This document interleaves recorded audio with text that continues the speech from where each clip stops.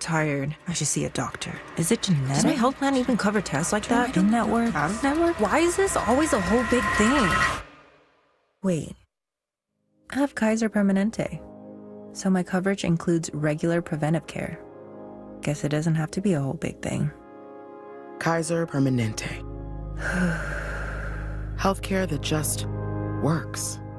Dub Nation, this is Brandon Pajemski. Welcome back to the Warriors broadcast booth, presented by DoorDash. The Dubs made 17 three-pointers tonight, which means $8,500 will be donated to benefit local organizations and underserved youth as part of the Hoops for Kids program, presented by Salesforce. Visit warriors.com/kids for more information. Thank you, Salesforce, and all participating sponsors. Our NBC Sports Authentic Moment of the Game. Lakers led by Luka Doncic, 43 points, 12 rebounds, 9 assists, just 1 assist shy of the triple-double. Austin Reeves chipped in 26 points. No LeBron James out with sciatica. Warriors next play Thursday for the home opener versus Denver. Get there early. 6:30 with the airtime. Good night from Los Angeles. Warriors 119, Lakers 109. Toyota's legendary truck event is on, and the deals are legendary. Get low APR plus 500 bonus cash on 2025 Tacoma, or get a low-cost lease on Tacoma Double Cab, or get low APR or up to $3,000 cash back on 2025 Tundra. Get to your Toyota dealer now, because this truck event is gonna be Toyota. Let's go places. Offers available through TFS to buyers with premium-rated credit. Cashback available through TMNA and cannot be combined with other offers. Ends 11/3/25. 15 years ago, PG&E launched Power Pathway, an education and job training program developed to increase the number of skilled workers in the energy industry. Since then, 85% of the graduates have been hired by PG&E or the construction utility industry, focusing on students in underserved communities, women, and military veterans. Power Pathway is helping the next generation of PG&E energy professionals build a better future for themselves and a clean energy future for California. To learn more, visit pge.com/powerpathway. What's up, Dub Nation? Do you want to get cash back on Warriors gear? All you have to do is sign up at Rakuten.com/Warriors, where you can earn 10% cash back in store and online at Warriors Shop. Once you're a member, shop your favorite stores like Fanatics and Ticketmaster and watch the cash back add up in your account. Rakuten is the most rewarding way for you to shop and maximize your savings. Join Rakuten for free today at Rakuten.com/Warriors or download the Rakuten app. That's RAKUTEN. Kia is the official automotive partner of the NBA. And we think about basketball a lot. The plays, the swagger, the glory, the game. And how we can elevate our own game with capability that takes us to another level and ground clearance that propels us even higher. The 3-row 2025 Kia Telluride X-Line all-wheel drive. Kia, official vehicle partner of the Golden State Warriors. Call 800-333-4KIA for details. Always drive safely. Limited inventory available. Thanks for showing up, Dub Nation. Nothing beats catching your Warriors IRL, and nobody knows that better than you. So next time you want to hit up a game, Ticketmaster's got your back with tickets to every upcoming matchup. Whether you're catching the Warriors at home or on the road, you'll find tickets at Ticketmaster, the official ticket marketplace of the Warriors and the NBA. Keep putting that jersey collection to use and get Warriors tickets today. There's no better brag than saying you saw it live. See you courtside again soon, Dub Nation. AM/PM is about to change things forever. Introducing the new AM/PM Taco 2-Pack. Available in 2 unique flavors, shredded chicken and slow-cooked carnitas. New, sleek, pillowy tortilla case wraps around a protein-packed core brought to life by our flavor-enhancing 6-hour slow-cooking process to deliver all-day value. New Taco 2-Packs, only at AM/PM and only $5. AM/PM, too much good stuff. Plus tax where applicable. Prices and participation may vary. Terms and conditions apply. Dub Nation, NBC Sports Bay Area is your home for complete Warriors coverage. Catch Steph and the squad all season long as Bob Fitzgerald and Kalina Azubuike call all the action. Tune in to Warriors pre- and post-game live, hosted by me, Bonte Hill, alongside NBA champ Festus Ezeli and Hall of Famer Chris Mullen. 1 hour before and immediately after every single game. Plus nonstop Warriors content with the NBC Sports Bay Area app. Authentic moments live here on NBC Sports Bay Area. To Curry, pump fake, fly by, 3-ball, got it with the buzzer sounding! You've been listening to Golden State Warriors basketball on the Warriors Radio Network. Presented by United Airlines. For tickets, visit Warriors.com or call 888-GSW-HOOP. You wish you were here. This Odyssey Sports broadcast has been brought to you by Geico. Switch and save. Get more with Geico. The lights are out. Curry gets it. The lights go out. The game is over. And we're here to pick up the pieces.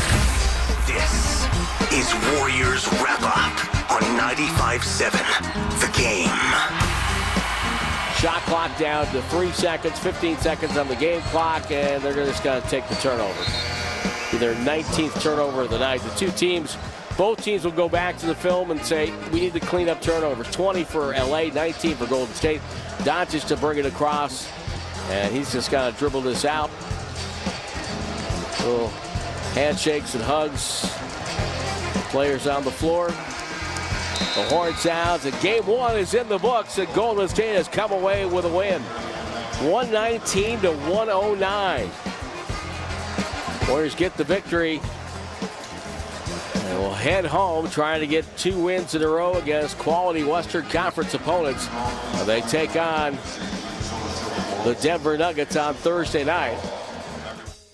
Yes, they do. They got a hell of a win down in L.A. Welcome into Warriors Wrap-Up here on 95.7 The Game. Mark Grandy with you. It is good to have Warriors basketball back right here on 95.7 The Game, and I am thrilled to be back with you here on Warriors Wrap-Up. I'm going to get the number out of the way right now because we want to hear from you. 888-957-9570. Again, 888-957-9570 if you want to react to this Warrior win. Opening night in LA versus Luka and the Lakers, and the Dubs knock them off 119 to 109. This was a true team win in this one from the Warriors. Jimmy Butler was awesome, and I mean awesome, with 31 points. He was 16 for 16 from the free throw line, but Steph Curry scored 23 to chip in, including a dagger 35-footer. Jonathan Kuminga and Buddy Hield both scored 17 points. Kuminga also had 9 rebounds and 6 assists to go with those 17 points. 8 points, 7 rebounds, 9 assists from Draymond Green. He also got 7 from Podziemski, 6 from GP2. Al Horford scored 5 in his Warrior debut. Will Richards scored 5 in his NBA debut, and the Warriors get a win in LA versus the Lakers. Again, final score 119 to 109. Yeah, I think a team win is the right way to describe this one. The Warriors flexed their strength in numbers, and they're doing it down a couple of key guys. Again, no Moses Moody tonight, no DeAnthony Melton tonight. Neither injury is expected to keep those two out for a gigantic amount of time. Moses Moody should be back very soon, and DeAnthony Melton probably sometime in November. But even down 2 rotation pieces, the Warriors just had a handful of contributors. And you look on the other side for the Lakers, it was the Luka and it was the Austin Reeves show, and that's about it. Luka was amazing. 43 points, 12 rebounds, 9 assists. He was an assist away from a 40-point triple-double, which is just kind of ho-hum for Luka, which is insane in and of itself. Austin Reeves, 26 points, got to the line a lot, left some points on the line, as did Luka Doncic, by the way. Austin Reeves also had 9 assists to go with 5 rebounds, but 5 big turnovers. And that was about it for the Lakers. Not a lot of firepower elsewhere. The Warriors just had more solid players contribute in this game and allowed them to help them win this game. What a way to kick off the season for the Warriors. Again, I thought Jimmy Butler had himself an amazing game. It was kind of a quiet 31 for Jimmy, which is what he specializes in. 31 points from Jimmy Butler, because he got more than half of those from the free throw line. And that's where Jimmy Butler has just completely turned this team around. We know what the story was last year before Jimmy Butler got into town. The Warriors did not get to the free throw line. They also did not make their free throws at a high clip when they got there, even though getting there was rare and difficult in the first place. The second Jimmy Butler gets added to this roster, not only do they get to the free throw line a ton, but then suddenly everybody remembers how to make free throws again. How about Jimmy Butler and Stephen Curry combining for 24 field goal attempts, and they made all of them. They combined to go a perfect 24 for 24 from the free throw line. Jimmy Butler was 16 for 16. Stephen Curry was 8 for 8. And when was the last time I could say this? In a game versus the Lakers, the Warriors they attempted more free throws than the Lakers did. That is rare. The Lakers every single year lead the league in free throw attempts per game. And free throw margin, like their free throw attempts versus their opponent's free throw attempts over the course of the season, the Lakers are almost always number one in that statistic. You want to call, bias among NBA referees. I'm not necessarily going to go against you on that. But the Warriors, they got to the line more than the Lakers did, and they shot nearly 90% from the line. The Lakers were only 17 for 28. The Warriors were more solid than the Lakers in this game. They had more quality players than the Lakers in this game, and they come away with the win, again, 119-109. I thought Jonathan Kuminga had himself a really, really good and encouraging first game of the season, particularly the second half, and even more specifically, it was the third quarter. In the first half, I don't think he was necessarily bad by any stretch, just the shots weren't falling for him. I think you could see from a very, very early portion of this game, and by the way, he did start. The Warriors went with Curry, Podziemski, Butler, Kuminga, and Green. They went small with Kuminga at the 4, Draymond at the 5, Butler at the 3, because the size of the Lakers in DeAndre Ayton and Rui Hachimura doesn't really scare them. Like when the Lakers had Anthony Davis, I don't think the Warriors would go small with Draymond at the 5 in that situation. Maybe I'm wrong, but the Lakers' size isn't really the kind of formidable size that makes the Warriors scared of playing Draymond Green minutes at the 5. So the Lakers did that. The Warriors felt comfortable countering with their small lineup, and it worked out. Kaminga, again, I don't think he was bad by any stretch in the first half. I think you could see from the very beginning in this game a shift in mindset for Kaminga when the ball is in his hands offensively. There were a couple of moments, I think, where you saw him dribble into trouble in the first half and either put up a kind of a wild shot or had the ball get knocked away and couldn't quite track it down. Not the end of the world, but he's got to pick his spots, I think, when he drives into traffic. And then what happened in the second half was he picked those spots well. He wasn't forcing the issue into traffic. He was taking his open shots in rhythm, and he made them. And then he had a couple of really nice plays on a back cut. He was on the right wing, sent it out to Draymond Green, kind of faked a screen to Steph Curry, and then back cut against Rui Hachimura. Draymond fed him for an easy layup. That was one of the best moments of the night for Jonathan Kuminga. But even when the shots weren't falling in the first half, why I say I still think he had a positive first half, and why I think you could feel the mindset kind of shift, he had 5 rebounds and 5 assists at halftime. 5 rebounds and 5 assists at halftime. I don't have the numbers in front of me. I would venture to guess there haven't been very many halves in Kuminga's career where he has both 5 rebounds and 5 assists in a single half. He finishes with 9 rebounds, 6 assists to go with 17 points. He was 4 for 6 from downtown, only turned the ball over twice, and you could see the mindset of, I'm going to look for the open man very often, and that was from the beginning in the first half, and you saw the effort on the offensive and defensive glass. And by the way, we're going to go out to the phone lines here in just a sec. 888-957-9570 if you want to weigh in. Again, 888-957-9570. Junior, I see you. We'll come to you first. You will be our inaugural Warriors wrap-up caller here on 95.7 The Game, the 2025-26 version of Warriors wrap-up. That's coming up in just a second. But I want to circle one Kuminga play specifically, because I think this is the kind of play that the Warriors have been begging him to make for 4 years and just hasn't consistently happened yet. Tonight was a great sign that these sorts of things are going to happen more often. Warriors led for the majority of the entire second half. They led by 1 at halftime, and they come out of the gates in the third quarter on a hell of a run. They eventually go on a 23-7 run to push the lead to 17 points 6 minutes into the third quarter. Then the lead kind of fluctuated from like 12 to 15 for the majority of the second half until the Lakers made a push about midway through the fourth quarter. They were down 15, 5.5 left. They go on a 9-0 run. They get back within 6. Then from there, it was kind of, basket for basket. Draymond hit a big 3 in the corner. Eventually, Warriors are up by 7 with about a minute left.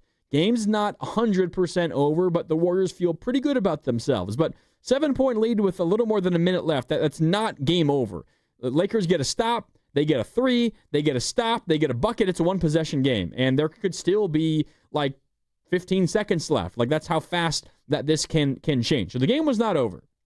Warriors miss a 3. I believe it was Jimmy Butler on the left wing misses a 3. Jonathan Kuminga skies for the rebound. Skies for the offensive rebound. Just jumps above everybody else. Rips it out of the air. Not an immediate pass out to Curry because the Warriors smartly killed more clock, right? On the second chance, the shot clock resets to 14. So they killed more clock, which was the right thing to do. And eventually the ball ends up in the hands of Curry, deep right wing, like out by the hash mark. And Steph, being Steph, says, you know what? I'm going to pull it. I'm going to pull it from 35 feet. And you know how it ends. Steph Curry makes that shot. It's a 10-point lead, 50 seconds left, game over. I was honestly surprised Steph Curry didn't hit the night on that play because a 10-point lead with 50 seconds left. Ball game's over. We're going to remember the Steph Curry 3 because there's so many examples of Steph Curry's greatness, and that's another one of them. And just the audacity that he has to even take that shot in the first place. That's a Steph Curry shot and a Steph Curry alone shot. He's amazing. He's an MVP. He's one of the 5 best players to ever play the game of basketball. We will remember that. I am just begging all of us to not forget how he got that shot in the first place. And he got that shot in the first place because Jonathan Kuminga fought hard and skied for an offensive rebound with about a minute left in a basketball game, and that might be the difference between a win and a loss. Who knows? It might be. It might be. Or at least it's the difference between that game getting a little nervy in the final minute and not, because that offensive rebound led to a dagger 3 by Steph Curry, and the game's over. And the game is over. And that is the kind of stuff that Kaminga can do because he is gifted, amazingly gifted as an athlete. He can do that consistently. And tonight was a really, really good sign that it's beginning to click for him. And that had to be an amazing moment for Steve Kerr and the Warriors watching that play out on the floor, because I thought you saw that mindset from Kuminga for the vast majority of this basketball game. But it really was a team effort in this one. 31 from Butler, 16 of 16 from the line, 23 from Steph Curry, including that dagger, 17 from both Kaminga and Buddy Hield. Hield came off the bench. He got hot in that third quarter run. He was 5 for 10 from deep. Draymond with an all-around game, 8 points to go with 7 rebounds and 9 assists. Man, a team effort for the Warriors. All right, let's go to the phones, 888-957-9570. Mark Randy with you here on Warriors Wrap Up. Warriors win 119-109. They knock off the Lakers on opening night. A really, really quality win for this Warrior team to begin the 2025-26 campaign. Let's begin with Junior in Pacifica. Junior, what'd you think of that Warriors win? You're on Warriors Wrap Up. I am so excited, and I'm honored to be first caller for what I think will be a busy year. Great eyes on the game. I really appreciate your insights. And I have been a JK fan, and I'm among those who mildly think that he's been somewhat mistreated during his Warriors career. But you talk about pounding a square peg into a round hole. I think lately we have seen more than flashes of an extremely talented athlete learning the hard way, forced in a way to play Warriors basketball. And the intersection, it's not that he was right, it's not the Warriors basketball was right, but the intersection, I think, holds a lot of promise. Some of the smart commentary I've heard around about our 2022 championship is that if you didn't have Andrew Wiggins and Peel getting hot at the right times, then you don't have a championship that year. So who's going to do that for the Warriors this year? I think that JK marked out a spot where he can be one of the people who takes this talented older core, and adds the needed juice to help us get over the top. I'm not sold on that idea, but I'm excited about it. Yeah, appreciate the call, Junior, and looking forward to hearing from you throughout the year here on Warriors Wrap Up. Yeah, I think what's really, really encouraging about this Kaminga game, and I think some of the Warriors preseason games were not televised here in the Bay Area, and if you're not a sicko and you pay for League Pass, maybe you didn't watch some of the preseason. The game, I think it was a week ago now. It might have been Tuesday. I forget exactly what day of the week. It was last week. The game that Kuminga got ejected from in the first half in Portland. It was their second to last preseason game. I'm pretty sure that was last Tuesday, a week ago. He had an amazing first half, and it was much of the same. It was much of the same in that first half where it was a floor game. Because I think a lot of times, and Junior is right, like Kuminga has been kind of forced into playing a role that he never really sought out, and a role that he never really would have admitted to wanting in the first place. And that's, I think, life in the NBA for a lot of young players that have an insane level of potential, and Kuminga certainly fits that.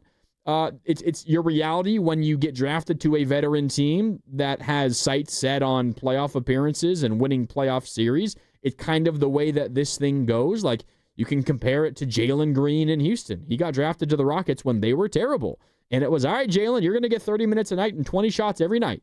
And we're going to see what you do with it. And it got him paid, but is anybody going to sit there and pretend like Jalen Green's a winning basketball player? No, he's not a winning basketball player, at least not in my mind. So there are levels to this in terms of, how many shots are you getting, how many minutes are you playing a night, but are you really impacting winning? And I think Jonathan Kuminga, before tonight and before this season, Jonathan Kuminga's biggest impact on winning basketball games for the Warriors was just scoring the ball. And he had a number of nights last year when he was really, really good at that. Specifically, and really almost only, but specifically before Jimmy Butler was acquired. You remember that stretch of basketball after the Warriors went 12-3.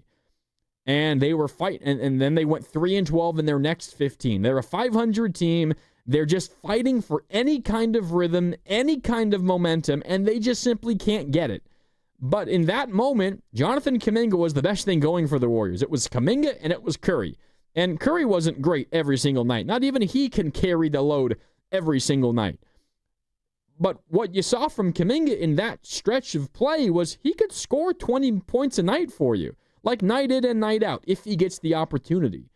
But I think too often for Kuminga, and this is where I think the majority of the Steve Kerr teaching to Kuminga has been focused on, it was, you need to be able to have a positive influence on a game even when you're not scoring.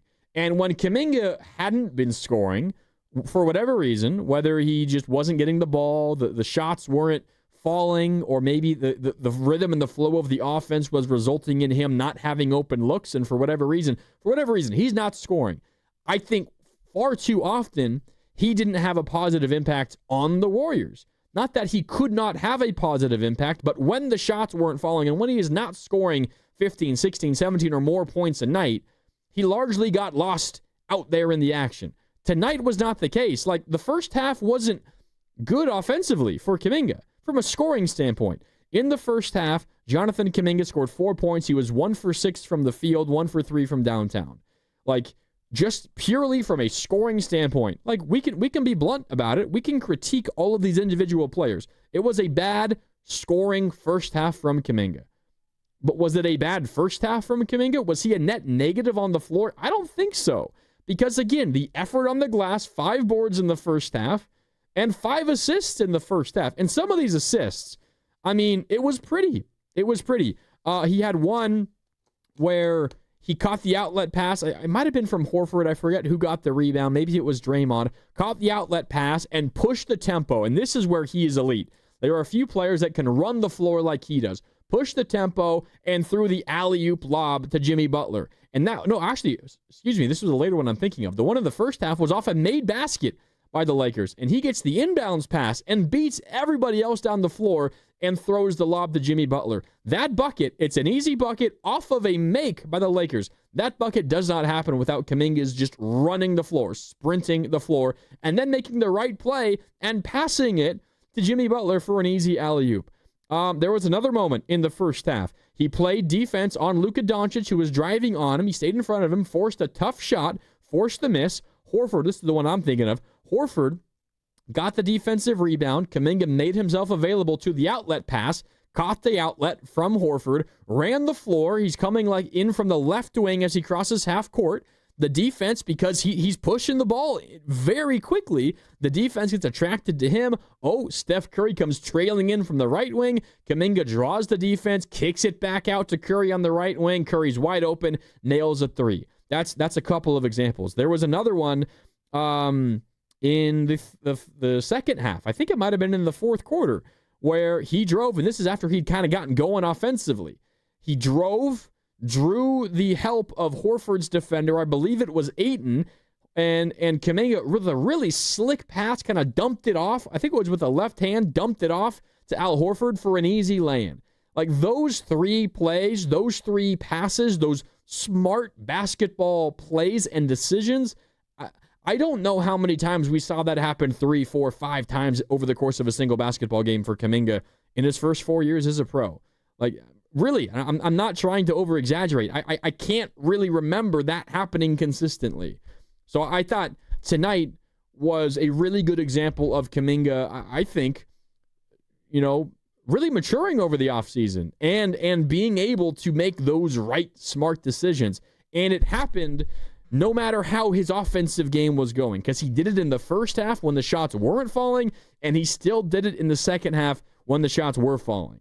And I think that's an amazing sign for the Warriors. 888-957-9570. I thought Jonathan Kuminga had himself a hell of a basketball game. We know what Jimmy Butler did. Steph Curry wasn't his normal, electric self. He was still pretty darn good in this game with 23 points, but 6 of 14 from the field, 3 of 9 from downtown, got 8 of his 23 from the free throw line. But you know that he's going to come through in the clutch. He did that with that dagger 3. Buddy Hield picking up right where he left off in the playoffs. He was the playoff hero for the Warriors last year. That Game 7 performance in Houston, Game 1 performance in Minnesota. He was awesome in this game today with 17 points, 5 of 10 from deep. A team effort for the Warriors on this one. All right, let's go back out to the phone lines here on Warriors Wrap Up. Mark Randy with you. 888-957-9570. Drew is in Tracy and wants to weigh in. What's up, Drew? You're on Warriors Wrap Up. Mark Grandy, what's going on, brother? It's so good to have Warriors basketball back. Yes, sir. I just want to say off top, I hate the Lakers. Marcus Smart continue with his dirty play. Yeah, what was that? He's been traded what was that? He tried to pull Steph's shoulder out of its socket, it looked like. That's the Marcus Smart playbook, man. He's dirty. He's been washed. He's on his third team in 3 years. That's just what he does, man. He plays hard under the guys that plays hard, aka reckless and dirty. Anyways, I thought Luka was a beast, but him and Austin Reeves, they're flopping and flailing, kept them in the game. But I thought Jimmy Butler was huge, man. There was some people talking about he wasn't a true number 2. Gilbert Arenas, aka Agent Zero Brain Cells, said he wasn't a true number 2. I thought Jimmy was huge tonight, getting to the line when it was needed, just controlling the game. When Steph wasn't in there. So I thought Jimmy was on full display. I thought he was awesome, and obviously Buddy and JK had big buckets. And it's game 1. I don't want to get too ahead of ourselves, but just a good win. It's always a good win to beat the Lakers, man. I hate the Lakers. So just a good win on opening night, and on to Denver, man. Let's try to get to 2-0. Thank you, Grandy. Yeah, absolutely. Appreciate the call, Drew. Hey, I said this on Warriors Live. I'll say it one more time. The last time the Warriors opened the season in L.A. versus the Lakers, it was, I think, October 19th, 2021. It was the beginning of that 21-22 season. Warriors won that game, and what did they do that year? They won the finals. No, I'm just like Drew. I'm not going to sit here and get carried away over one win. I'm just saying a little bit of poetry and maybe some symmetry coming up for the Warriors as well. Last time they opened the season in LA versus the Lakers, they won that game and they went on to win the championship. Well, they did that tonight by winning in LA versus the Lakers to begin the season. We shall see what the rest of the season holds. It's Warriors Wrap Up here on 95.7 The Game. Mark Randy with you. We're going to go back to the phones in just a sec. I did want to shout out a text, though, on the Boxer and Gerson work injury attorneys text line. This came in from the 510. I saw it when I was in here during halftime, and I kept it queued up because I wanted to make sure that I mentioned this. And by the way, you can also chime in on the text line if you want, 888-957-9570. It is the same as the number to call, 888-957-9570. I also got the YouTube chat up in here, youtube.com/957 the game. I see you, Big Yabba. I see you, patentably fraudulent. I see you, Sidecar. I see you, no. I see you, Sad. I see you, Moko. I see you, My Fams. I see you, Powers. I see all you. Keep the chats coming on YouTube. The 510, though, texted, this is unspeakably lame. We can't watch the entire game from the beginning. And yeah, there was the whole NBC Peacock fiasco to begin this game. If you just listened on the radio, first of all, nothing better than listening to Tim Roy call a basketball game, and we appreciate all you radio listeners. If you were watching on NBC, you pay for cable and you're watching on the NBC channel on your cable package, you were watching the end of the OKC Houston game, and that game, of course, as it seems to always happen in big Warrior games, the game ahead of the Warriors went to double overtime. And the only way that you could watch the first quarter and a half of the Warriors basketball game, opening night Warriors-Lakers, the only way you could watch it was if you had a Peacock subscription. If you did not have a Peacock subscription, even if you pay for NBC through your cable provider, you could not watch the first quarter and a half of this basketball game. Ridiculous. Absolutely ridiculous. The way to solve this is don't start the first game of your doubleheader at 4:45 Pacific. Begin that at 4:15. Give yourself an extra half-hour buffer, and then you could actually have a proper pregame show between games. Anyway, that's my rant. I'm with you, 510. It is ridiculous. All I will say on this topic, besides what I've already ranted about, is no matter what's happening on the TV streaming side of things, you will be able to listen to every second of Warriors basketball this year. Preseason, which is done, regular season, which is just beginning, and postseason, which we hope is to come, every second right here on 95.7 The Game, no matter what's happening on the TV side of things. Okay, back out to the phone lines, 888-957-9570. Eric in Millbrae is up next. What's up, Eric? You're on Warriors Wrap-Up. Hey, what's up, man? Always good to have Dubs basketball back. A great opening night win. Always love beating the Fakers, as they're called. Jimmy Butler, I think, is key. As long as he's healthy, and Curry, I think the Warriors are locked in. And as good as OKC is, the problem that they struggle with is the Warriors are a matchup problem for them. So, I mean, everybody's going to pick them to go back-to-back, but I don't see dynasties going forward just because with the new salary cap era, as great as they are. So I think the Warriors are going to be in the mix with OKC, Denver, and Houston. I think those are probably the top four in my mind. So I think Jimmy Butler, just a great way to start the game there. Curry, he's usually clutch stuff. JK's got to be the key. I know he's disgruntled with Kerr, jacking him around and not believing that Kerr believes in him. When the guy's out on the floor, he shines like today. He's going to Kerr's going to be forced to play him. So if he shows out and he deserves to be out there and be part of the core starting five, he's going to continue to get big minutes, and he's going to be forced to be out there in those key clutch minutes. So it's up to him if he believes as he's an ascending superstar player, as he rightfully believes. So he's got to show it. And Buddy Buckets, I think he's got to be a big factor because when he's on, I mean, the Warriors is as good as anybody. So he's got to be lights out, give us that instant offense and energy off the bench. So I think it's going to be a fun season. Hopefully the season is not derailed by major injuries again, because I think the Warriors have a legit shot to make a deep run and even get back to possibly another title. So great way to start the opening night. Can't wait for Thursday, Chase. Thanks for the time. Yeah, appreciate the call, Eric. And yeah, Thursday is the home opener. Nikola Jokic and the Denver Nuggets are in town. Should be a fun game coming up on Thursday here at Chase Center. You can listen to the game, of course, as always, here on 95.7 The Game.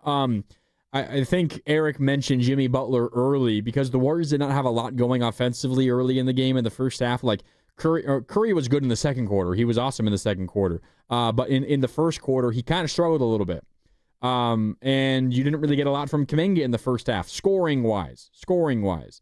It was Jimmy Butler in the first half who kind of willed the Warriors to that 1-point lead. Now, they could have easily been up by more. The Lakers went on a little bit of a run towards the end of that first half, but it was Jimmy Butler. I mean, Butler had 17 points in the first half. Curry had 14, but 11 of those were in the second quarter. So the fact that the Warriors, after one, had a 6-point lead, it was because of Jimmy Butler's 12 points. Butler got the Warriors off to a good start.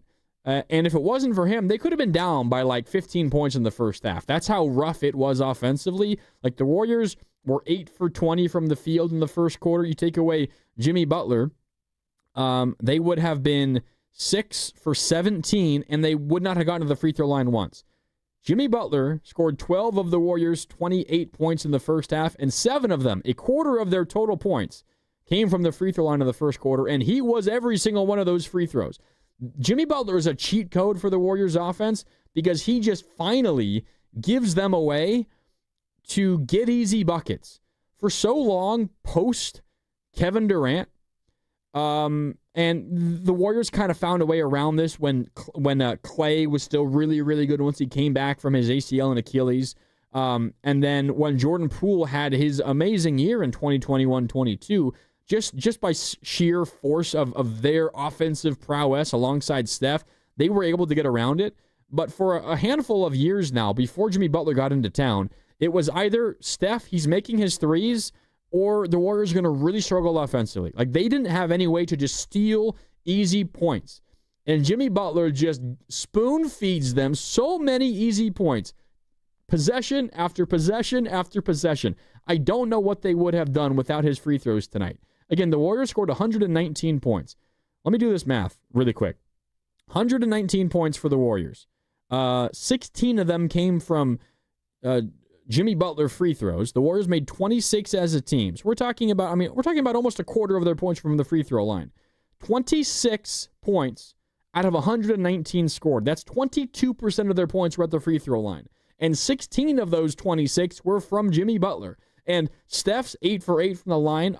A lot of that is Steph's hard work and earning free throws. But you know what it also is? It's Jimmy Butler getting the Lakers into foul trouble, getting the Lakers over the limit, getting the Warriors into the bonus, and then a hand check on Steph 30 feet from the hoop is free throws. And Steph at the free throw line is automatic. So like that is also free points that is attributed to Stephen Curry, but does not happen without Jimmy Butler. Jimmy Butler is just a cheat code to give the Warriors free points every so often to keep them afloat when their actual offense is still kind of struggling. They haven't had that in a really long time. And that was on display tonight. It was on display all of last year when he was acquired. And it's a big reason why they were the third best team in the NBA, behind only OKC and Boston, since he debuted as a Warrior. And it's why I think as long as you get some injury luck this year, the Warriors are going to be really, really good. That's the way that I feel, because the evidence is all there from last year. And it was on display again tonight. All right, 888-957-9570. Let's keep it rolling here on Warriors Wrap-Up. Filmo Mike is on the line. What's up, Filmo? You're on Warriors Wrap-Up. What's up with it? Are you the one that you got like a huge head? A huge hit? I'm sorry, man. Yeah, a huge head. Oh, yeah, I got a gigantic head. My bad, but you're super smart, man. The last caller said that I love your insight. I do love your insight, and thanks, the Phil. fact that you brought up. I got a hit big head too. The fact that you brought up the Kaminga rebound, that was huge. I do want to say Peacock, they got to work on some things because they was trying to do replays and somebody was in there that didn't know how to kind of board operate. But it's all love. They get it together. I did love Noah Eagle, and Grant Hill. Yep. The prior broadcast, I don't know if Reggie and what's the name are trying to learn it, but I did like the broadcast. Mike Tirico was the OKC game, yeah. Yes, sir. Mike Tirico, Reggie Miller, and the other center. They used to be on the Rockets. I liked it. But I just want to say, for some reason, Kerr is. This is what I honestly think. I don't think that he was saying like they can't play together. I think he was kind of like BSing, excuse my language, but like I don't see why they can't play together. And you illustrated that rebound. Whoever got the rebound, Kuminga took it, got up the court, and threw a perfect pass to Jimmy Butler. So I don't know what's going on. I don't know if Kuminga wants to be here. But if they could find a way to coast this, I mean, it's game one, the whole year and into the playoffs they have a solid team, and Houston is good. Oh, my God, Amir Thompson. Man. But anyway, you guys have a great show, man. For real, for real. Appreciate the call, Filmo. Yeah, so there's been a lot of talk about the trio of Draymond Green, Jimmy Butler, and Jonathan Kuminga, and it's such a big talking point that I'm going to track their numbers all year long. I tracked them tonight. When that group of three is on the court, how do the Warriors do? And it wasn't great in the first half. They were on the floor for about 8 minutes together in the first half. That trio was a -5, meaning when those three are on the court, regardless of who the others are, and generally it was always the starting five of Curry, Podziemski, Butler, Kuminga, Green, but I'm focusing on just the trio of Butler, Kuminga, Green. When that trio was on the floor, no matter who the other two were around them, the Warriors were outscored by 5 points in the first half. And a big part of that is just because there's not a lot of shooting. And that's what makes life harder on Steph at times, because there's not as much space on the floor and there's less room for Curry to operate. That's the general consensus. But it entirely shifted in the second half, because that trio, again, Kaminga, Green, and Butler, that trio in the second half was a +15. So over the course of the game, the net rating, the plus-minus, while those three are on the floor together, again, it's Kaminga, Green, and Butler, was a +10 over the course of the whole game, including a +15 in the second half alone. What changed? Kaminga made his threes. Kaminga made 4 threes in this game. 3 of them came in the second half, and all 3 of them were in the third quarter. That was a major, major difference in this whole thought process. Generally, what Steve Kerr has been talking about is the Butler, Green, Kuminga trio is tough offensively because that's 3, generally speaking, not great three-point shooters that the defense has to respect all the way out to the three-point line. They hardly defend Butler at the three-point line. They don't defend Draymond at the three-point line. And until Kuminga proves that he will make them consistently, they won't defend him. Now, today was a great step in that direction. 4 for 6 from 3 overall in this game. I like that he didn't take a ton of them in this game, even though he was shooting them at a high clip. He was 1 for 3 in the first half and 3 for 3 in the second half. If he shoots threes and hits them at a good clip, that trio can work. But if he doesn't, the trio can't work, because we can't rely, if you're Steve Kerr, you can't rely on Butler and Green to hit them at a consistent clip. It's as simple as if Kaminga can hit the 3, it will work. If he can't, I don't think it will. Is that necessarily Kaminga's fault that it won't work? No, because it's also Butler and Green that can't make threes. But it's the trio together not making threes that is the issue. And if you're Kuminga, the other 2 of the trio are 2 of your 3 most important players in Butler and Green. So kind of by default, if that unit isn't going to work, you're going to be the one that gets plucked out of the unit and taken away. Just because the other members of that group are Draymond freaking Green and Jimmy freaking Butler. So it's kind of by default, Kuminga is the odd man out if that trio can't work. But it will work. I guarantee you it will work if Kuminga makes threes consistently. That's why it worked tonight, specifically in the second half, because he was 3 for 3 from deep. Which is also why the Al Horford acquisition is so valuable, because it just unlocks so many more combinations that Kuminga can work in.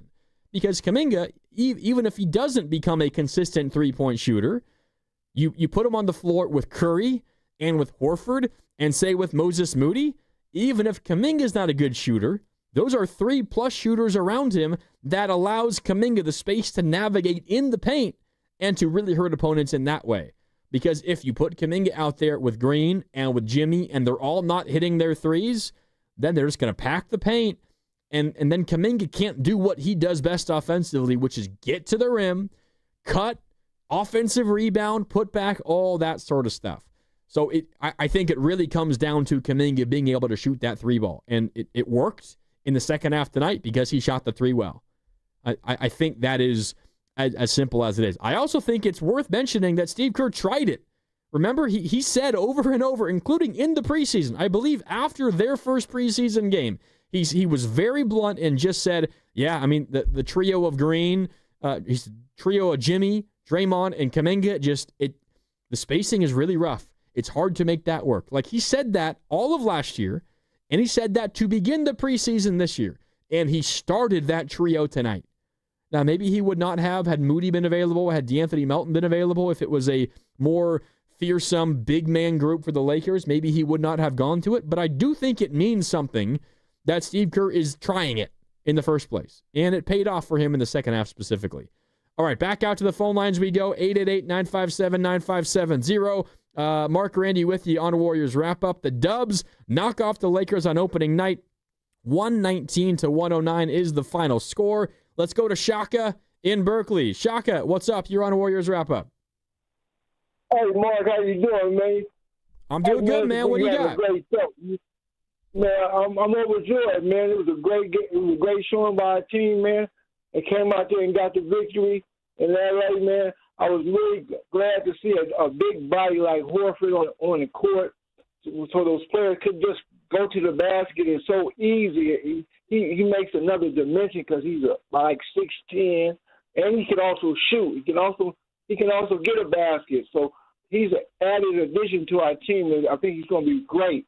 My thing about Kuminga, I think it's time for him to grow as a player, not just a three-point shooter. I think it's about him using his athleticism, his being a bigger player, back to the basket, a 6'8", 6'9" player. I know he can do it. I just know he can do it. Just as far as defense and the rebounds, that'll keep him on the court. And just not just shooting, just playing an all-around game and using his athleticism. That's what he's great at. That's what the Warriors need him for. And the owner showed that he wanted to keep him on the team. So I look forward to the Warriors doing big things this year, man.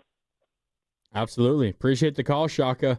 Yeah, I mean, there's no doubt, like, you look up and down the Warriors roster and you just say, all right, who's the guy that's just going to, I don't know, just purely based on athleticism is going to, score some buckets for you and is going to be able to stick with some of the opponent's best perimeter guys. And specifically tonight, without Melton and Moody available, and those two less so athleticism, but more so ability to defend on the perimeter, the Warriors don't have a lot of dudes out there.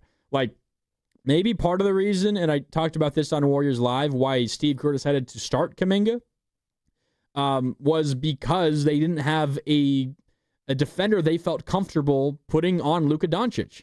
That probably would have been Moses Moody's job had he been available tonight, dealing with a minor calf issue. He should be back relatively soon. Don't know if it's going to be as soon as Thursday. We're going to hear from Steve Kerr coming up in a little bit. Maybe he talked about Moses Moody. I'm not sure exactly right now. Doesn't seem to be a major absence, even if he does not play on Thursday versus Denver in the Warriors home opener. I don't think he should be out for too long. But without Moody, without Melton, there's not a lot of other just like, all right, I'm going to put you out there on the best ball handler that the opposing team has. Do your best. That's what Kaminga's job was today too, which I think what makes what his offensive game was all the more impressive, because he scored 17 points. He had 9 rebounds and 6 assists, only turned the ball over twice, despite the ball being in his hands pretty often. And he was putting in work defensively. Now, did he shut down Luka? No. Luka scored 43 points, had 12 rebounds and 9 assists. Not to say that Kuminga was terrible on him. That's what Luka does. Luka is, one of the best scorers in this league, and just pure, like, go and get me 2 points. Luka is up there with the best. Like, he's probably top 2, top 3 scorer in the game alone. Maybe he does it in a way that isn't the most aesthetically pleasing, much like SGA of the Thunder, who just get to the line so many times. But who's going to go out there and get you points consistently? Luka's up there. Like, Luka's going to average 30 this year. If he's healthy, he's going to average 30 or more. So it's not as if you allow him to score 30 or even 40 and you can just flat out say, oh, Kuminga's defense was terrible on him. No, I don't think that was the case. There were some moments where Kuminga flatly got beat. By the way, so did countless other defenders that were guarding Luka throughout the night. But I'm just talking purely from an effort standpoint and having the energy to do that.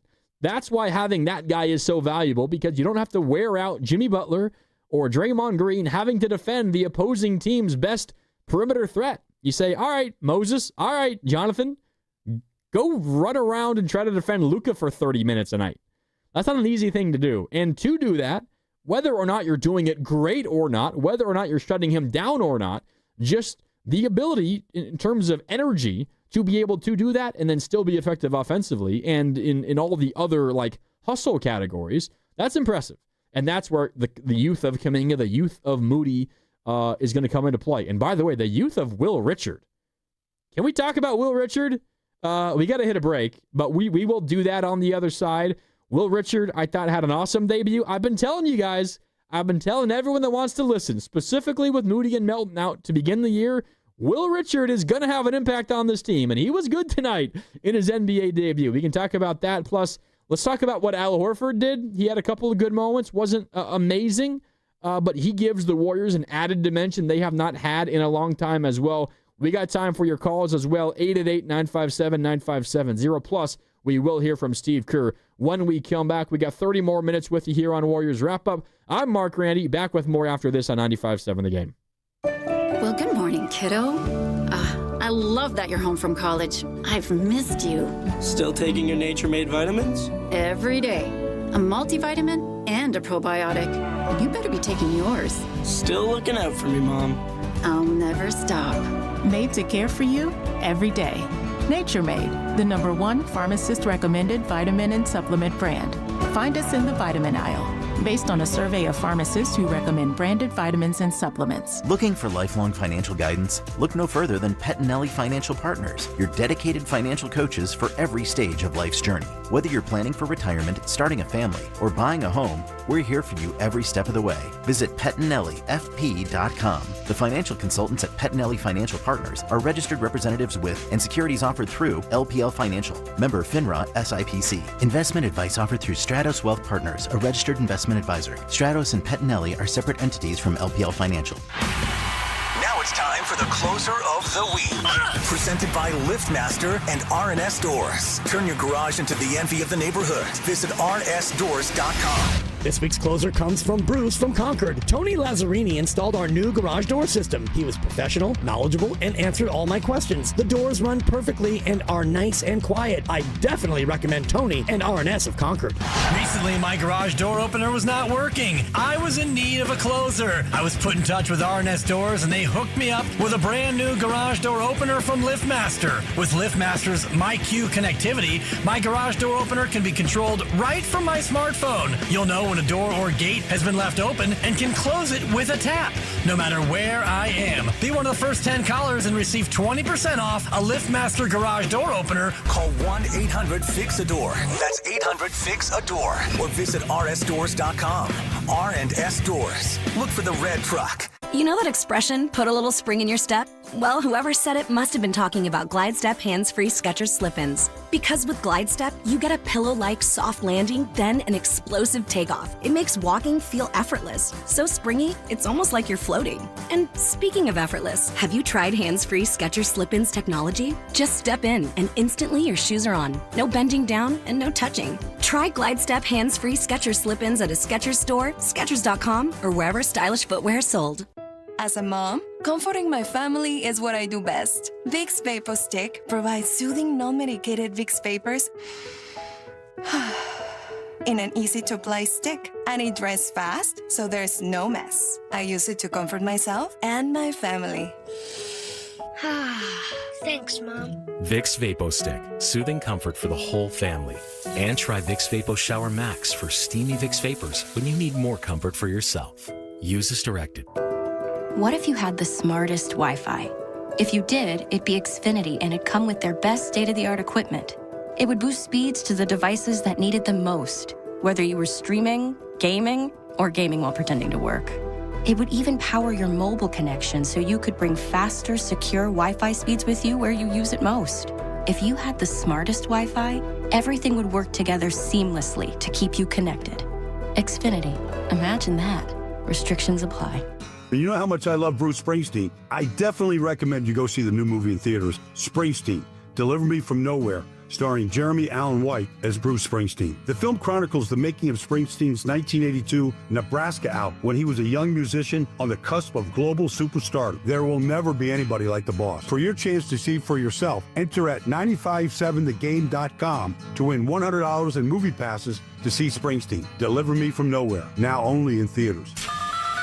All guests on 95.7 The Game appear on the River Islands guest line. Dub Nation, this is Jimmy Butler, and you never know when I'll be on the River Islands guest line. Dub Nation, this is Stephen Curry, and you never know when I'll be on the River Islands guest line.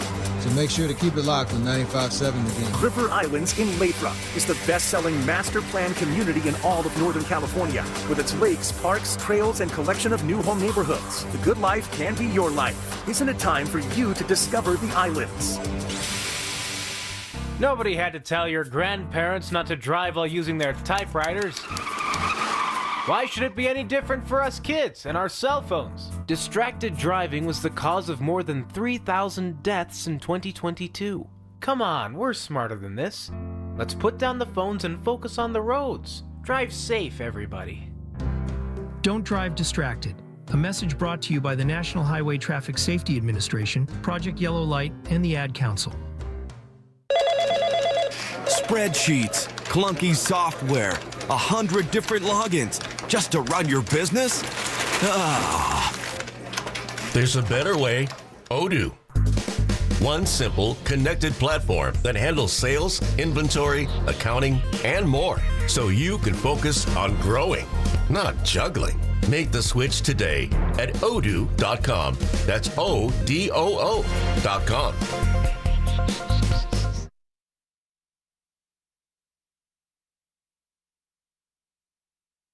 Horford handoff Curry. First possession out of the timeout. Curry penetrates over to Richard.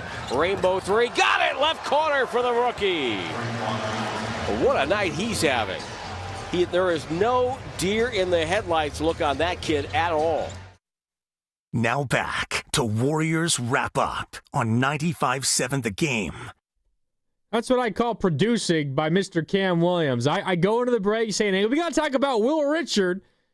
And what does Cam do? He plays a Will Richard highlight. The great call by Tim Roy. Will Richard's first NBA three-pointer. Yeah, it was from the corner. Left corner three. I believe there was a hand in his face, and he made it.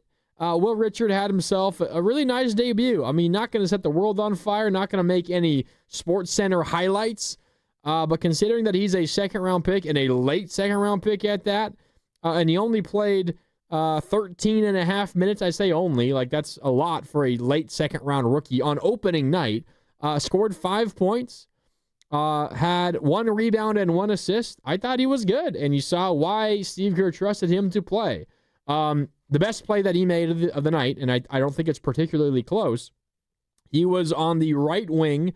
I don't remember who he was defending. It might have been Luka. Maybe it was, I don't know, Gabe Vincent. I don't know who it was. It's not important. He was on the right wing, kind of sagging off of his guy who was at the three-point line right wing.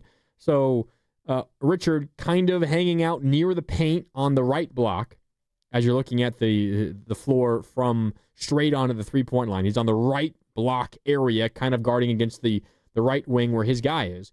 And there's an entry pass that gets thrown into Ayton on the left block, so opposite side of the floor.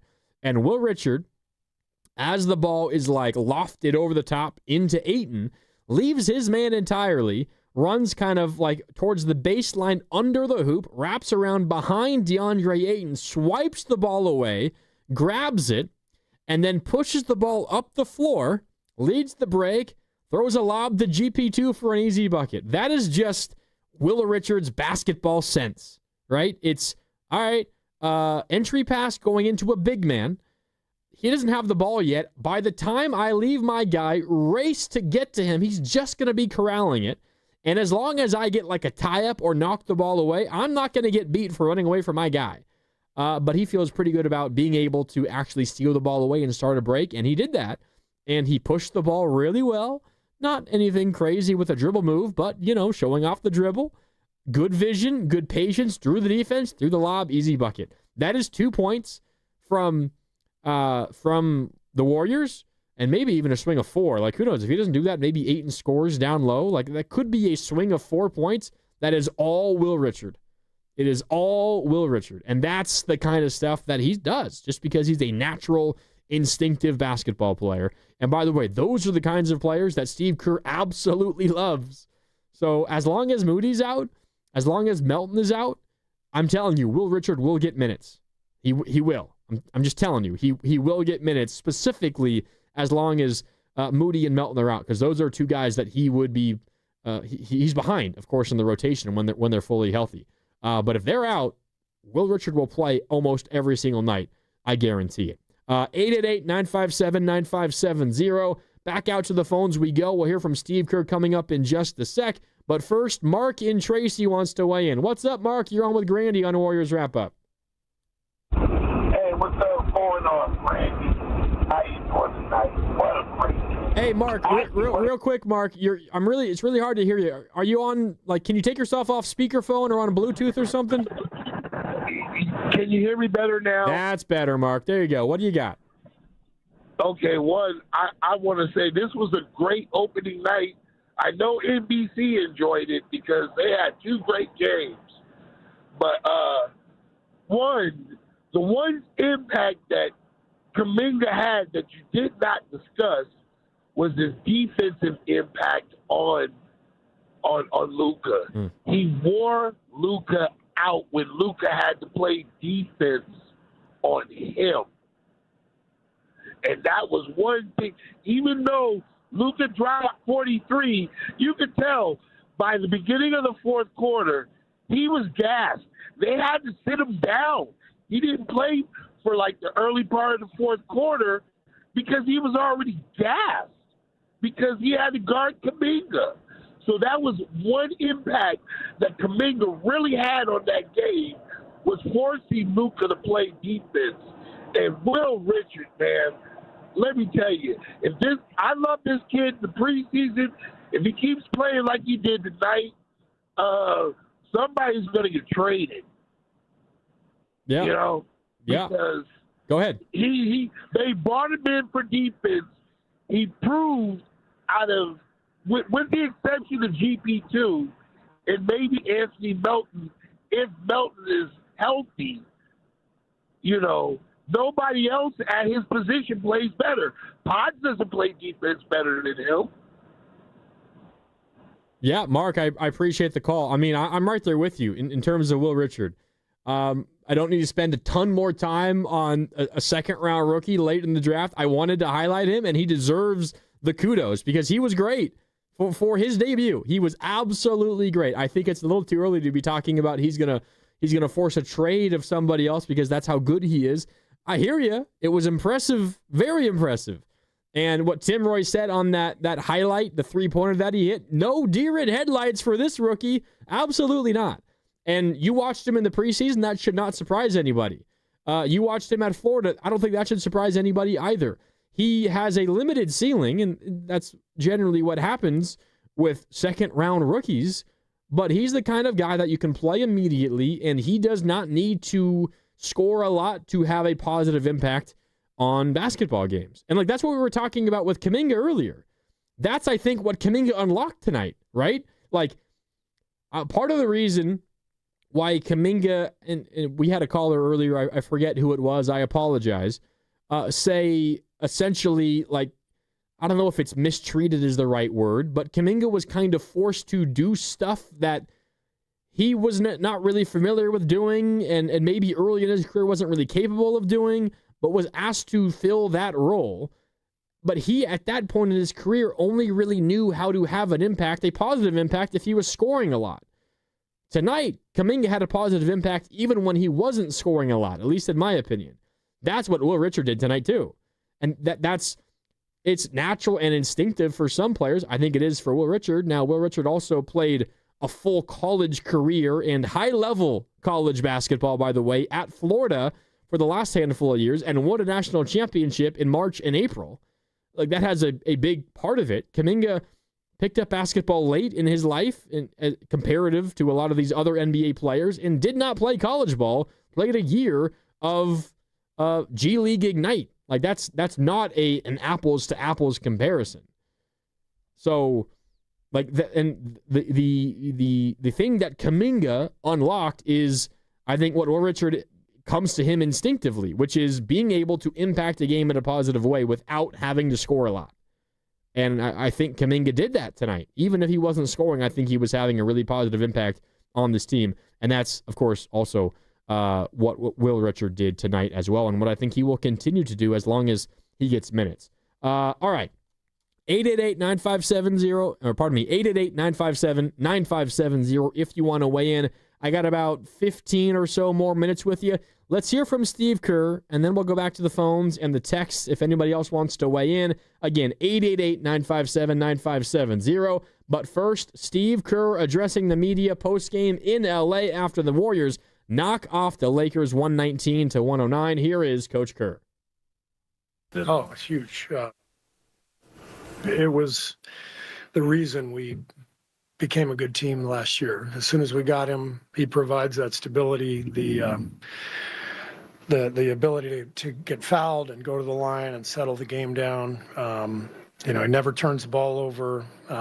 So he just controls the game out there for us, and we need that. We've always been at our best when we can, provide the support for Draymond and Steph's chaos with some stability. That's what Andre did, Sean Livingston, because the chaos is really powerful, but it can also get away from us. And Jimmy just settles us down, and thought he did a great job of that tonight. Hey, Steve. Obviously, Jimmy's perception took a hit last season, and then as soon as he got here, he said his joy returned. He said he felt at home. Why do you think he has been such a good fit with this team? Really, because he complements Steph and Draymond so well. What I just mentioned, not only the free throws but the ball security. We've been a high turnover team for a long time, and so we need that. His ability to settle down, and when you can get to the line like that, it puts a ton of pressure on your opponent. And on the nights when you maybe don't have the offensive flow, to be able to rely on that is huge. Steve, you went to the Steph and Jimmy pick and roll, except where Jimmy's the ball handler and Steph's the screener. What made that so effective, especially late in the game? Steph Curry and Jimmy Butler made that effective. Two of the best players in the league, and you do that because you just don't want to turn it over. You want to run some clock, and you want to get a good shot. So you put your two best players in the play, and both guys made big shots, big plays. And I thought Jonathan's offensive rebound was kind of the play of the night for me, just sealing the game with that extra possession that we scored on. Steve, you've been pleased with Jonathan's play for a few weeks now. What do you think has gotten him into such a solid rhythm early here? I think he's really, really matured. He's had a great camp. We've had some really good conversations. I think he has a better understanding of, what we need. You saw in the first half, he took a couple tough mid-range fadeaways that we don't want. He immediately held up his hand. He realized, that was not the shot.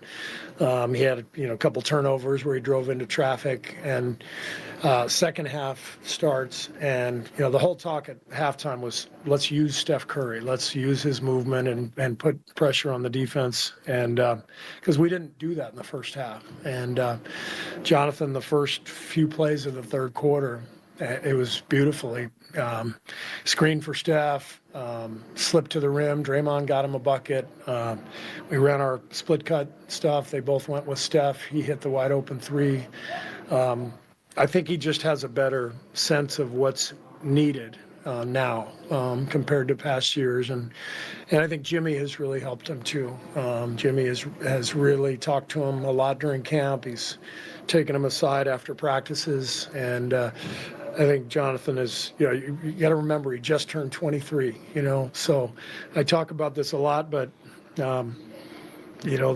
he's basically, he played, 8 games in the G League bubble, then came to us basically as like a freshman in college. That's how I looked at it. And so a lot of the players today just don't get the same experience, reps that they did years ago. And for him, it hasn't been easy to find minutes on our team, and I'm really proud of him for staying with it and really maturing, and it's a great start for him and for us.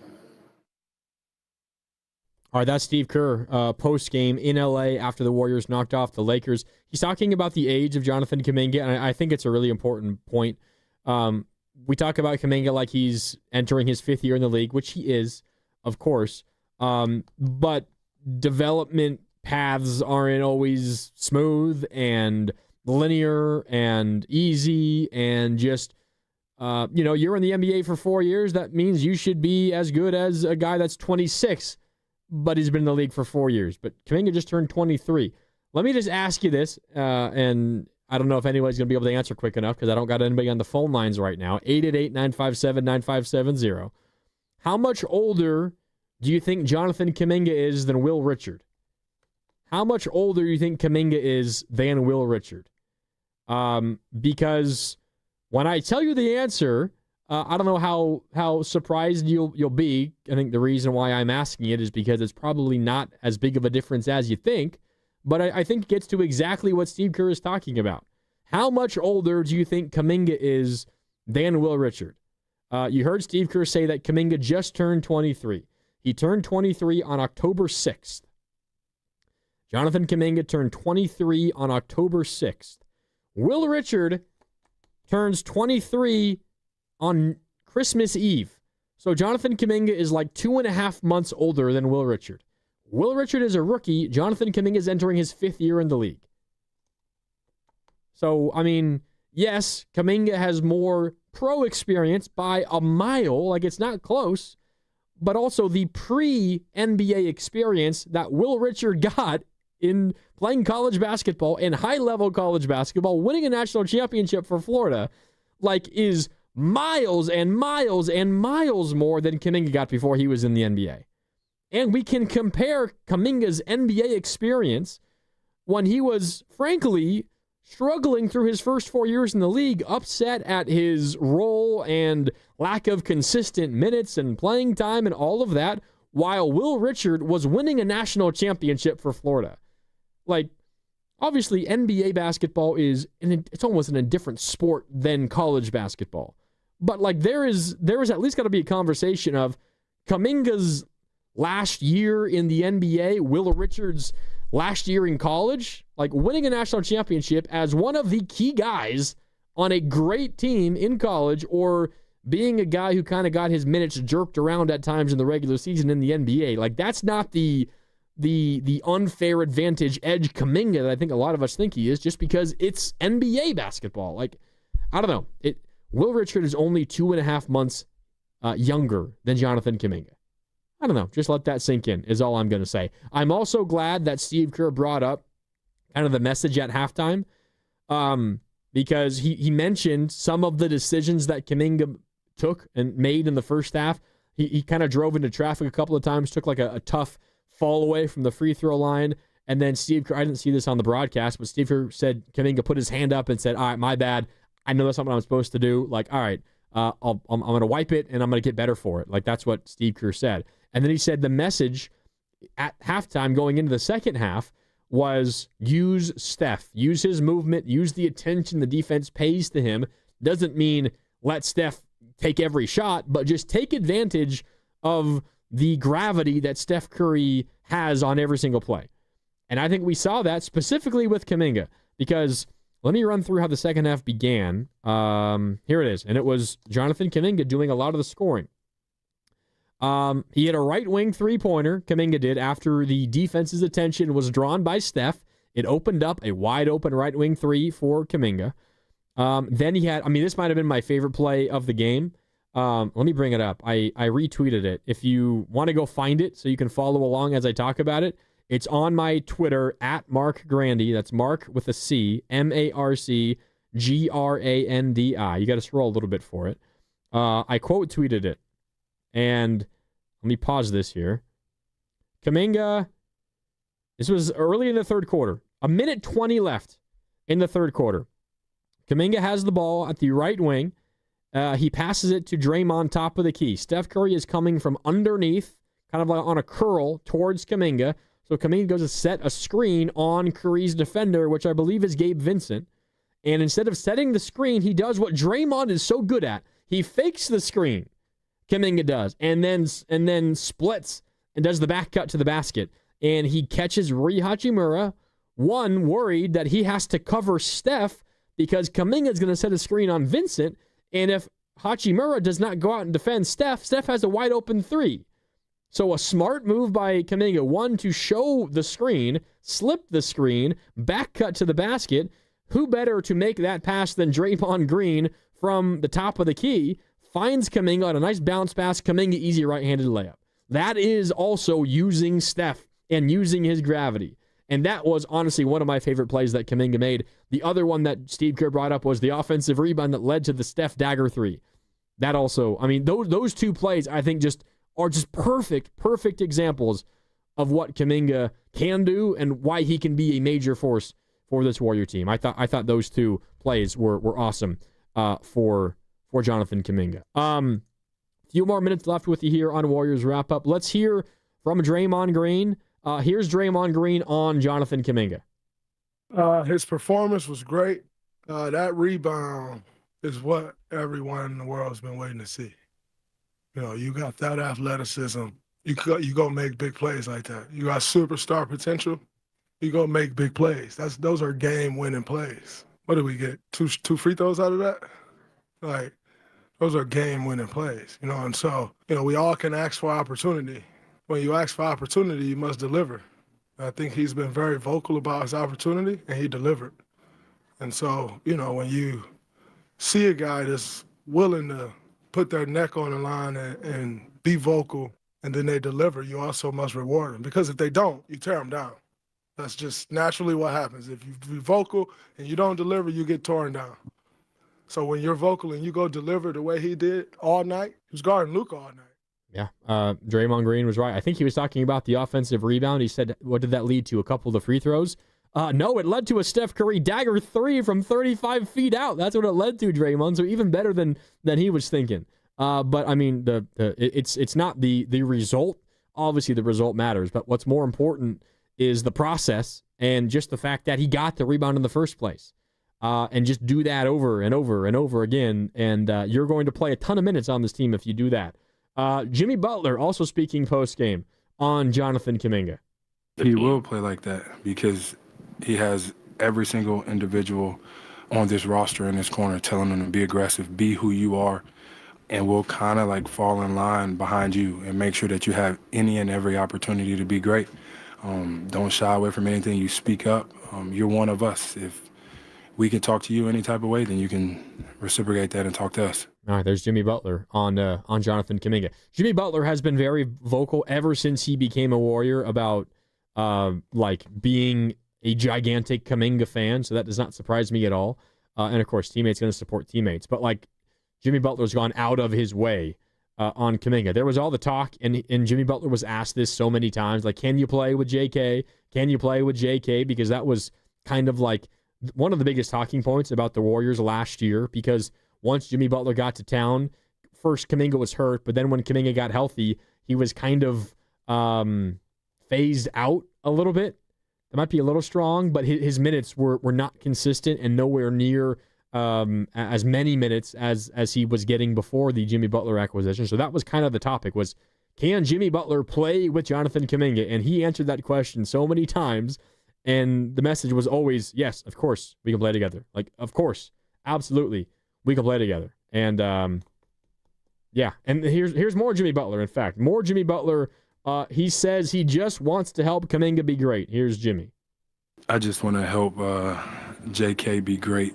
He's got so much, like, just raw talent, and he's so aggressive. He's athletic. He's super smart, and I'm trying to teach him a little bit of what I see throughout the game. And we've been, kicking it, hanging out, watching film, and just working on our game together after practice, before practice, during practice. I know how great he wants to be and how great he can be. So it's now my job to help him fulfill that. All right. Yeah, there's Jimmy Butler. More on Jonathan Kuminga. One last thing I wanted to mention before I get on out of here in a minute. Al Horford. What do we think of Al Horford's debut? Al came off the bench. He played 20 minutes and 15 seconds. I think he's going to play somewhere around 20 to 22, 23 minutes a night. Steve Kerr has said he's not going to play back-to-backs. That means he's either going to play Thursday or Friday. The Warriors are home to Denver Thursday. It's the home opener. Away to Portland Friday. I would imagine he will play the home opener on Thursday, and then we'll skip the game in Portland. That's my guess. I don't know that for sure. Steve Kerr, he's probably going to answer that question tomorrow here on 95.7 The Game with Willard and Dibbs at 5 o'clock. So you can tune in for that. In those 20 minutes, Al Horford scored 5 points, grabbed 5 rebounds, was 2 for 7 from the field, 1 for 4 from downtown. Was not an incredible debut. I just want to circle a couple of moments that I thought were impressive from Al Horford and gives the Warriors an angle that they haven't had from a big. There were twice where he either got a defensive rebound or got a steal and brought the ball up the floor himself, not just like slowly, but pushed the tempo. And the first time it was off a defensive rebound. He got the board, pushed the ball up the floor himself before the defense can get set, and it led to a Buddy Hield three-pointer. Like that's stuff that Draymond does. And to have that kind of versatility in all of the players on the floor, like you could go out there with a lineup of, say, Steph Curry, probably not going to be the Kuminga, Draymond, Jimmy trio, but he's going to be any two of those three alongside Steph, and then it's like Buddy Hield, or it's Pajemski, or it's Moody when he's healthy. Like two of the Kaminga, Butler, Draymond trio, Curry, and then either Moody or Pajemski and Horford. And you have 5 guys on the floor who can push the tempo. 5 guys on the floor who can push the tempo at once. And we know what Al can do as a defender inside with block shots and get rebounds and stretch the floor as a big. That's all incredibly important. But just having 5 guys who can get the ball and push the tempo themselves, that's meaningful. And that's going to lead to some easy Warrior buckets in transition as well. So not an amazing Al Horford debut. No one's going to write home about it. I don't think Al Horford's going to be the subject of any game stories written by the beat reporters tonight. But you saw flashes of why I think he gives the Warriors another added angle, I think. Another characteristic that they've been lacking in the past. So encouraging, I think, all the way around for the Warriors in this one. They knock off the Lakers 119-109. They're 1-0 to begin the season. Up next for the Warriors, as I mentioned, Thursday, 2 days from now, Denver, Nikola Jokic, and the Nuggets are in town. 7 o'clock is the tip, which means our coverage begins at 6 with Warriors Live. Live from Chase Center as we get ready for Warriors and Nuggets, the home opener 2 days from now at 7 o'clock. Then the Warriors in Portland on Friday, their first back-to-back of the year. Then they return home Monday, Tuesday doubleheader versus Memphis and versus the Clippers. All right, that'll do it for Warriors wrap up tonight. Thank you so much for tuning in. My name is Mark Randy. Shout out to Cam Williams behind the glass. Also, our guys, Zach Green and Steven Risotto, for helping out throughout the game as well. Thank you to all of you for calling, for texting, for chatting on the YouTube. Great to be back with Warriors basketball here on 95.7 The Game, and we'll do it all over again coming up on Thursday right here on 95.7 The Game. House stealing. It's a nightmare that's real. It's the FBI's term for thieves stealing your home's title and draining your equity. Just one fake document filed with a recorder and